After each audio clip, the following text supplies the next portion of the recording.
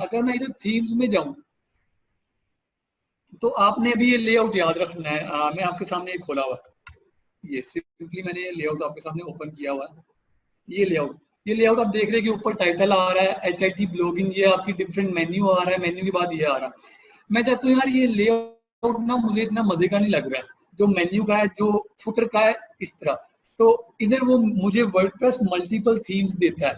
Like ये सामने मेरे पास सारे थीम्स पड़े हुए हैं, थीम्स के अंदर आपका लेआउट, अगर मैं सिंपली डिफाइन करूँ थीम को तो थीम को मैं लेआउट कहूंगा।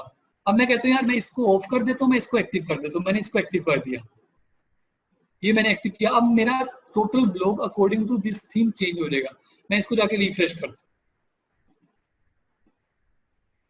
तो ये चेक करें जरा, ये बिल्कुल ही चेंज हो गया। ये ऊपर एक पोस्ट आ रही है, नीचे दूसरी पोस्ट आ रही है, नीचे तीसरी पोस्ट आ रही है, सारी पोस्ट इकट्ठी फुल ओपन हो के आना शुरू हो गई।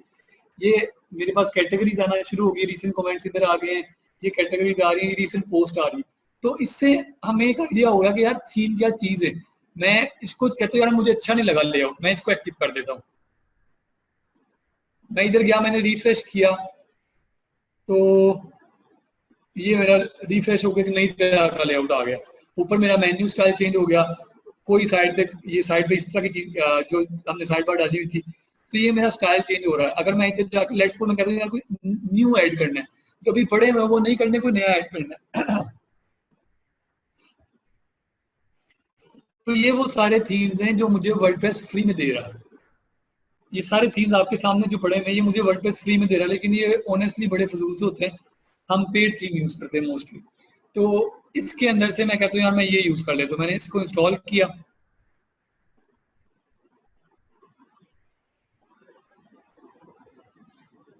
इंस्टॉलेशन हो रही है सिर्फ 2 मिनट, ये इंस्टॉल हो गया। मैंने इसको एक्टिवेट कर दिया तो ये आप देखो जी बिल्कुल एक नया ही वो आ गया है, एक नया किस्म का आ गया। ये पिक्चर हम जाके चेंज कर सकते हैं, इसे हम बाद में देख लेंगे, लेकिन ये अब मेरे पास नया किस्म का बिल्कुल आ गया। नीचे कॉपीराइट का भी आ रहा है, सब कुछ आ रहा है ना। तो ये आपके लेआउट पे डिपेंड करता है आपने कौन सा चूज करना है। मोस्टली हम एक अच्छा जो लेआउट मैं यूज करता हूँ मैं आपसे शेयर करूंगा। सर क्लाइंट रिक्वायरमेंट कैसे देता है और उसमें एक मिनट जरा, और उसमें क्या क्या क्वेश्चन करने होते हैं यार, वो आपको कहेगा मुझे इस तरह का डिजाइन चाहिए, आप उससे पूछो, आप पहले ट्राई करोगे, आप उसको टेम्पलेट शेयर कर दो, वो मैं आपको बताऊंगा किस तरह करना है। फिर आप उससे पूछोगे डोमेन, आपने डोमेन और होस्टिंग परचेज की है, अगर उसने की तो आप उससे कहोगे वर्डप्रेस की लॉगिन डिटेल्स दे दे। अगर उसने वर्डप्रेस इंस्टॉल नहीं किया हुआ है तो वो आपको सी पैनल्स की लॉगिन डिटेल्स दे देगा। अच्छे थीम के नेम बता दे, वो मैं विद द टाइम आपको बताता जाऊंगा। मैं मोस्टली हमेशा एक ही यूज करता हूँ, वो ऐसा थीम है इंशाल्लाह वो बड़ा आउटस्टैंडिंग थीम है। तो सर क्रैक थीम यूज करना सेफ है, बिल्कुल सेफ है यार, कोई इशू नहीं है उसके अंदर। तो ये अभी तक हमें आइडिया हो जाना चाहिए कि थीम किस तरह का इफेक्ट डालते हैं। मैंने जो मेरे पास पहले थीम था मैंने उसी को ऐड मैंने कर दिया एक्टिवेट, तो मेरे पास दोबारा मेरा लेआउट सेम टू सेम ऐसे ही आ गया जो मेरे पास पहले था। तो इससे हमें एक चीज क्लियर हो गई कि हमारा लेआउट डिपेंड करता है हमारे थीम के ऊपर। उस थीम के आगे फिर आता है टेम्पलेट। टेम्पलेट होता है कि जो पूरे की पूरी वेबसाइट्स पहले से बनी हो। लाइक अगर मैं आपको दिखाऊं तो elegant themes, elegant themes layouts अगर मैं करता हूँ, एक मिनट जरा, लेआउट्स, ये लेआउट्स मैंने कर दिया। तो इसमें मुझे प्री बिल्ड टेम्पलेट्स मिल जाएंगे और मैं जाके सिंपली उसे एडिट करूंगा और मैं एडिट करके अपनी वेबसाइट क्लाइंट को दे दूंगा। क्लाइंट भी खुश और मैं भी खुश। तो ये मैं आपको दिखा देता हूँ टेम्पलेट कैसे होगा। मैं इसे कहता हूँ लेट्स व्यू लाइव डेमो, मैंने किया तो ये आपके सामने एक वेबसाइट बनी बनाई आ गई। अब ये जो थीम है ये डीवी है, लेकिन इस थीम के अंदर मल्टीपल टेम्पलेट्स होंगे। इस चीज को क्लियर करना है आपने कि थीम और टेम्पलेट में डिफरेंस क्या है। मोस्टली जो टेम्पलेट का हेडर होता है और जो आपका ये फुटर होता है नीचे, अगर मैं आ जाऊं तो सिर्फ एक मिनट, ये जो नीचे फुटर आ रहा है ये आपका मोस्टली थीम डिपेंडेंट होता है। बाकी आप टोटली एडिट करके अपनी मर्जी का पेज बना सकते हो। लेकिन अब लेट्स सपोज मेरे क्लाइंट को ये टेम्पलेट पसंद आ गया है, वो मुझे कंटेंट देगा, मैं इधर कंटेंट चेंज कर दूंगा, मैं इधर पिक्चर चेंज कर दूंगा, सेम टू सेम मैं सिर्फ पिक्चर और कंटेंट चेंज करके कलर्स भी चेंज कर सकता हूँ, तो मैं अपनी क्लाइंट की वेबसाइट रेडी कर लूंगा। लेकिन ये अभी हमारा एडवांस लेवल का टॉपिक है कि हमने किस तरह करनी है। तो अभी तक हमें थीम का क्लियर हो जाना चाहिए कि यार थीम किस तरह इफेक्ट डालता है हमारी वेबसाइट के ऊपर। जल्दी से कमेंट कर दो फ्री विजुअल कंप्यूटर बताओ वर्डप्रेस के लिए। यार ये मैं आपको अगले 5th लेक्चर में बताऊंगा, अभी बेसिक चल रहा है, तो काफी बच्चे ऐसे जो नहीं, तो फिर उनके साथ लेके चल रहा है। यस जल्दी से यार यस यस क्लियर लिख देना, क्योंकि मुझे पता लगे मैक्सिमम बच्चों को क्लियर है। अगर किसी को नहीं क्लियर है तो फौरन लिख दिया करो, क्योंकि अभी सीख लोगे तो बाद में थीम एडिट नहीं कर सकते, कर सकते हैं वो मैं आपको बता देता हूँ। Clear clear clear clear clear, चलो जी मैक्सिमम बच्चों को क्लियर है। अगर मैं थीम को कस्टमाइज करने की बात करूँ तो मैं इधर कस्टमाइज पे, अब मैंने एक थीम इंस्टॉल कर लिया, लाइक जो मेरे पास थीम था MZ मैगजीन मेरे पास थीम था, ये मैंने इंस्टॉल कर लिया, ये मुझे लेआउट बड़ा अच्छा लग गया, लेकिन मैं कहता हूँ आपको चेंजिंग करनी है। मैं कहता हूँ मेरे इधर जो कस्टमाइजेशन है थीम की, वो टोटली डिपेंड करती है थीम के ऊपर। कोई थीम आपको बहुत ज्यादा ऑप्शंस देता है, कोई थीम आपको बड़ी कम ऑप्शंस देता है। अब अगर मैं इस थीम की देखूँ कि ऑप्शंस कितनी है, मैं इधर गया, मैंने कस्टमाइज पे क्लिक किया, तो ये आपके सामने खुल गया कि ये थीम आपको कौन कौन सी ऑप्शंस दे रहा है एडिट करने के लिए। अब मैं इधर जाता हूँ थीम ऑप्शन में, मैं जनरल में चला गया, वो पूछ रहा है कि एक्सेप्ट, ये जो आपके सामने ये लेंथ आती है ना, नंबर ऑफ वर्ड्स आते हैं ये सारे, ये आपकी एक्सेप्ट लेंथ होती है, उसको मुझे पढ़ना नहीं आ रहा तरीके से, एक्सेप्ट, हाँ एक्सेप्ट लेंथ होती है, ठीक है। तो ये आपको बता रहा है कि वो कितने आप इसको इंक्रीज कर सकते हो। उसके अलावा आप इधर से लेआउट देख सकते हो, आपने जो आपकी साइड बार है वो आपने राइट पे रखनी है कि लेफ्ट पे रखनी है। मैं लेट्स मैं कहता हूँ लेफ्ट पे कर लेता हूँ, तो ये मेरे पास लेफ्ट पे आ गई, मेरे सारा कंटेंट राइट पे चला गया, तो ये मेरी मर्जी है। उसके अलावा अगर मैं बैक पे जाता हूँ तो मोर फीचर्ड एंड ऑप्शन, ये प्रो पे आ जाता है, अब ये पेज पे आ जाता है।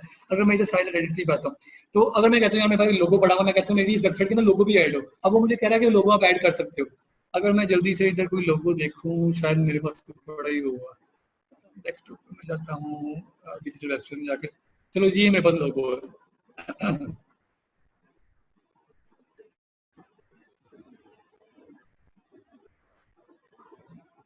ये अब वो मुझे कहेगा अपने डायमेंशन की अकॉर्डिंगली आपको चेंज करना पड़ेगा, according to dimensions of the theme. ये मैंने एडिट करके लेट्स को मेरे पास ये आ गया, मैंने कर दिया क्रॉप इमेज एंड देन मैंने ऐड कर दिया। अब वो देखो जी मेरे पास ऊपर लोगो आ गया। अब मैं कहता हूँ टाइटल मैं चेंज करके कर देता हूँ, डिजिटल एक्सप्रेस कर देता हूँ, लेट्स सपोज आप डेफिनेटली अपने टाइटल उसके अकॉर्डिंगली रखोगे, डिजिटल ठीक है, वेब स्टेट मैंने इसको डिजिटल एक्सप्रेस कर दिया। अब ये आप देखोगे कि आपकी साइट का टाइटल भी चेंज हो गया। मैं कहता हूँ यार टैग लाइन भी ऐड कर देते, उसने मुझे ऑप्शन दिए। आपको थीम एडिट करने की हमेशा ऑप्शन थीम खुद देगा, आप पर्सनली उनको बना नहीं सकते हो। आपको जो थीम एडिटिंग की ऑप्शन है वो थीम हमेशा खुद देगा। टैगलाइन में कहते हैं यार वी फोकस ऑन क्वालिटी, मैंने ये कर दिया। अब इधर ये मेरे पास टैगलाइन भी ऐड होगी। एक मिनट जरा, HTML टेम्पलेट को थीम में कन्वर्ट कर सकते हैं। यार मोस्टली जो मेरी वर्किंग है वो कोडिंग के बगैर है, और मैं कोडिंग के बगैर आपको ऐसे टेम्पलेट्स बना के दे सकता हूँ जो बिल्कुल कस्टम होगा, जिसके अंदर हम बिल्कुल स्क्रैच से बनाएंगे। तो ये कोर्स टोटली कोडिंग के बगैर होगा। कोडिंग, और जब एक नीड आपकी कोडिंग के बगैर हो रही तो डेफिनेटली मैं प्रेफर करता हूँ यार आप कोडिंग के बगैर चलो। मैंने HTML किसी टाइम पे थोड़ी सीखी थी, लेकिन उसके लिए आपको पहले CS करना पड़ेगा, प्रॉपर तरीके से HTML सीखनी पड़ेगी, और HTML से आपकी प्रॉपर वेबसाइट बनती नहीं, फिर आपको जावास्क्रिप्ट सीखनी पड़ेगी, PHP सीखनी पड़ेगी, C++ भी मेरे ख्याल से सीखनी पड़ती है। तो फिर जब इतना कुछ सीखना है और एक सिंपल सी चीज से आप सब कुछ कर सकते हो, तो मेरे ख्याल से उसकी जरूरत नहीं है। मैंने लोगो भी ऐड कर दिया, मैंने टाइटल भी ऐड कर दिया, मैंने टैगलाइन भी ऐड कर दिया। अब मैं चाहता हूँ कि मैं बैक जाऊँ, एक मिनट जरा इधर आगे कलर्स पे आ जाते हैं। अब मेरा हेडिंग का कलर उसने कहा जो मर्जी रख ले, मैं कलर चेंज कर सकता हूँ। ये मेरा कलर चेंज हो गया। मैं बैक पे जाता हूँ, मैं सॉरी कलर पे जाके बैकग्राउंड कलर मैं इसको व्हाइट है, मैं उसको ब्लैक कर देता हूँ, वो मेरा बैकग्राउंड कलर व्हाइट हो सॉरी ब्लैक हो गया। ये टोटली मुझे थीम ऑप्शन दे रहा है। हेडर इमेज अगर मैं ऐड करूंगा तो ये इस तरह का समथिंग कुछ इस तरह का हो जाएगा, अगर हम देख लें जल्दी से। चलो इसको मैं ऐड कर देता हूँ क्रॉप इमेज करके। ये मेरे पास हेडर इमेज आ गया। ये सारी ऑप्शंस थीम की अपनी है, जो भी आप थीम यूज करोगे थीम्स की अपनी ऑप्शंस होंगी। या मुझे अच्छी नहीं लग रही तो मैं इसको रिमूव भी कर देता हूँ। मैं बैक पे जाता हूँ तो इधर आके मेरे पास बैकग्राउंड इमेज आ जाएगा। बैकग्राउंड इमेज अगर मैं ऐड करता हूँ, चलो मैं उसके लिए ऐड करता हूँ, बैकग्राउंड इमेज भी मेरे पास ऐड हो गया। तो ये सारी चीजें ऐसी है जो मैं आपको बताऊंगा, तो मेरे ख्याल से आपको इतना क्लियर नहीं होगा। आप इसको इम्प्लीमेंट करोगे तो आपको डेफिनेटली ज्यादा क्लियर होगा। मेन्यू का टॉपिक हमारा अगले में होगा, क्योंकि हमने उसके अंदर ब्लॉग बनाया तो उसके अंदर मैं मेन्यू को फुल अच्छे तरीके से लेके चलूंगा। Widgets, menus and then home page setting है। वो मुझसे पूछ रहा है कि यार स्टैटिक पेज बनाना है कि आपने लेटेस्ट पोस्ट का बनाना है।